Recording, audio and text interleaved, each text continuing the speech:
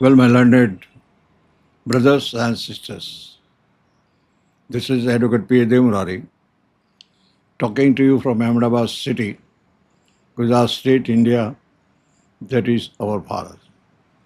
Today I've selected a very interesting religious topic known to everybody, Purna Purushottam Parameshwar, Sri Krishna from Srimad Bhagavad Gita.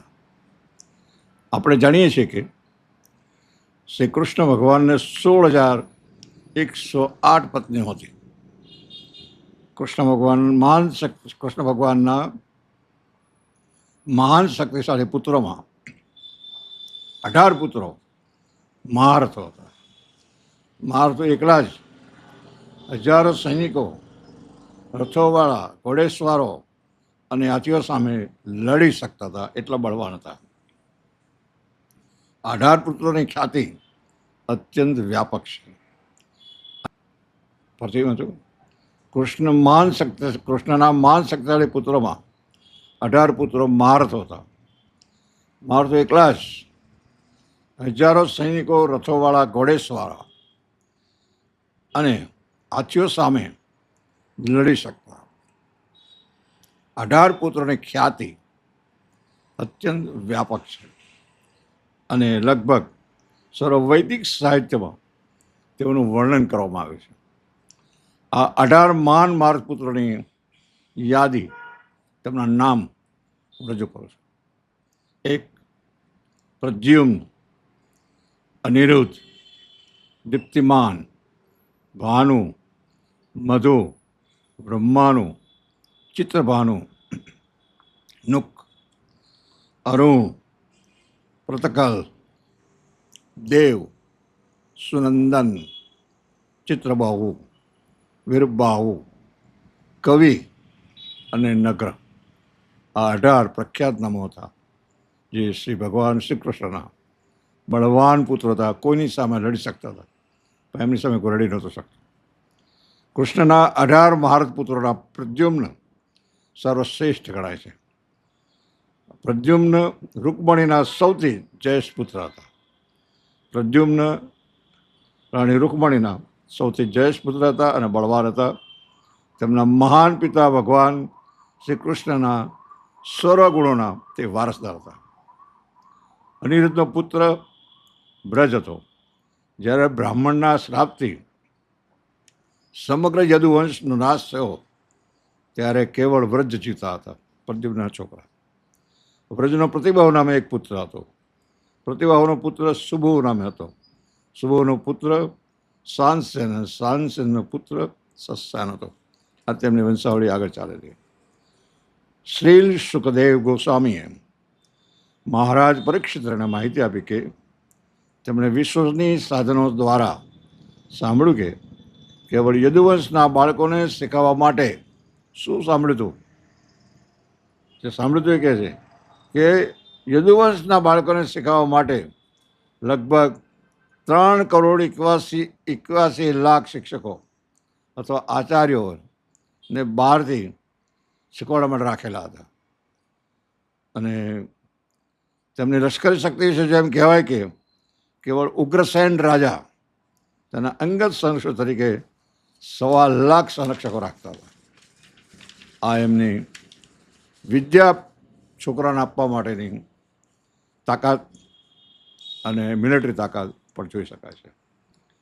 Shri Sukhdev ગોસ્વામીએ Shrimad ભગવાનના 10મા સ્કંદના 9મા પ્રકરણમાં, શ્રીમદ ભગવદ્ ગીતાના 10મા સ્કંદના 9મા પ્રકરણમાં ઉપસારમાં ભગવાન કૃષ્ણના 5 વિશિષ્ટ ઐશ્વર્ય દર્શાવ્યા છે, લીલાઓ. 5 ઐશ્વર્ય. 1. યદુકાળમાં ભગવાન કૃષ્ણનો પ્રગટ પહેલાં ગંગા નદી સર્વ વસ્તુમાં અત્યંત પવિત્ર ગણાતી. જળનો સ્પર્શ કરીને અપવિત્ર વસ્તુઓ પણ શુદ્ધ બની રહેતી. ભગવાન વિષ્ણુના પગના અંગૂઠામાંથી એ સત્તા હોવાને લીધે ગંગાજીના જળમાં શ્રેષ્ઠ શક્તિ હતી. પરંતુ જ્યારે સર્વોચ્ચ વિષ્ણુ ભગવાન કૃષ્ણ યદુવંશમાં પ્રગટ થયા ત્યારે તેમણે વ્યક્તિગત રીતે યદુના સમગ્ર રાજ્યમાં પ્રવેશ કર્યો. ભગવાન વિષ્ણુના અંશ હતા કૃષ્ણ ભગવાન અવતાર લીધા. એમણે યદુવંશને પ્રખ્યાત કરવા માટે સમગ્ર ભારતમાં પ્રવાસ કર્યો અને તેમના યદુવંશ સાથેના ઘનિષ્ઠ સંબંધને કારણે સમગ્ર કુટુંબ અત્યંત પ્રખ્યાત છે. એટલું જ નહીં, પરંતુ શુદ્ધિકરણની ક્રિયામાં ગંગાજળ વધારે અસરકારક નીવડ્યું. આ પ્રથમ ઐશ્વર્ય હતું. ગંગાજળથી બધાને પવિત્ર કર્યા. નંબર 2, લીલા એમની ઐશ્વર્ય.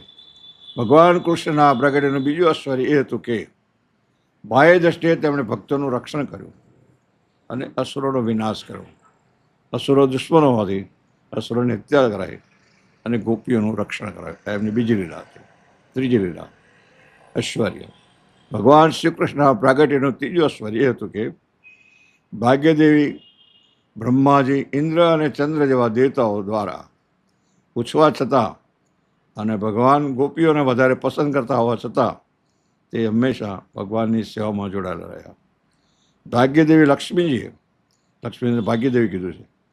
ગોપીઓ સાથે તેમની સમક્ષ થવા તેમનાથી બનતો બધો પ્રયત્ન કર્યો, પરંતુ તે સફળ ન થયા. સામાન્ય રીતે બ્રહ્માજી જેવા દેવતાઓથી પૂજવા છતાં પણ સામાન્ય રીતે તેઓ એક જગ્યાએ રહેતા નથી, પરંતુ કૃષ્ણના વિશ્વાસુ હતા. આપણે જાણીએ છીએ અને કહીએ છીએ કે લક્ષ્મીજી ચંચળ છે, એક જગ્યાએ રહેતા નથી. ભગવાન શ્રી કૃષ્ણના પ્રાગટ્યનું ચોથું ઐશ્વર્ય, ચોથી લીલા, તેમના નામનો યશ સાથે સંકળાયેલો છે. વૈદિક સાહિત્ય કૃષ્ણના પવિત્ર નામના રટણમાં વિશિષ્ટ ભાર મૂકે છે.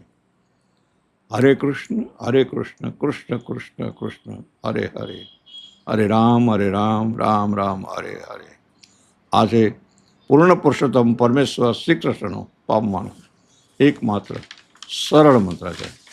એકદમ સરળ મંત્ર છે. આનું તમે રટણ કરો તો તમે કૃષ્ણ ભગવાનને મેળવી શકો છો, પ્રસન્ન કરી શકો છો. પાંચમું ઐશ્વર્ય. ભગવાન કૃષ્ણનું પ્રાગટ્યનું પાંચમું ઐશ્વર્ય છે કે તેણે ભગવદ્ ગીતામાં એક જ વિધાન કર્યું છે કે સર્વ ધાર્મિક સિદ્ધાંતોમાં શ્રેષ્ઠ ધાર્મિક સિદ્ધાંત પ્રસ્તાવિત કર્યો કે કેવલ તેમને શરણે જવાથી મનુષ્ય ધાર્મિક વિધિઓના સર્વ સિદ્ધાંતોનું પાલન કરી શકે છે. કૃષ્ણ ભગવાન કહે છે, તું મને શરણે આવો. ધાર્મિક પ્રક્રિયાને એટલી સહેલી બનાવે છે કે તેમના પવિત્ર નામો કૃષ્ણ કૃષ્ણ હરે કૃષ્ણ, કૃષ્ણ કૃષ્ણ હરે હરે, હરે રામ, રામ હરે હરે. બિલકુલ સિમ્પલ મંત્ર છે. કોઈ પણ વ્યક્તિ, અભણ વ્યક્તિ પણ આનું રટણ કરી શકે છે. રટણ કરીને ભગવાન કૃષ્ણની દિવ્ય સ્નેહ સેવામાં જોડાઈ શકે છે. કૃષ્ણ ભગવાનની પ્રીતિ પ્રાપ્ત કરી શકે છે. ઉપસંહાર. શ્રી સુખદેવ ગોસ્વામી ભગવાન કૃષ્ણની શ્રેષ્ઠ ગૌરવાર્થિક સ્થિતિનું વર્ણન કરી ઉપહારમાં કહે છે કે શું કહે છે શ્રી સુખદેવ ગોસ્વામી? હે ભગવાન કૃષ્ણ, હે પ્રભુ કૃષ્ણ, તમને સર્વ યશ હજો.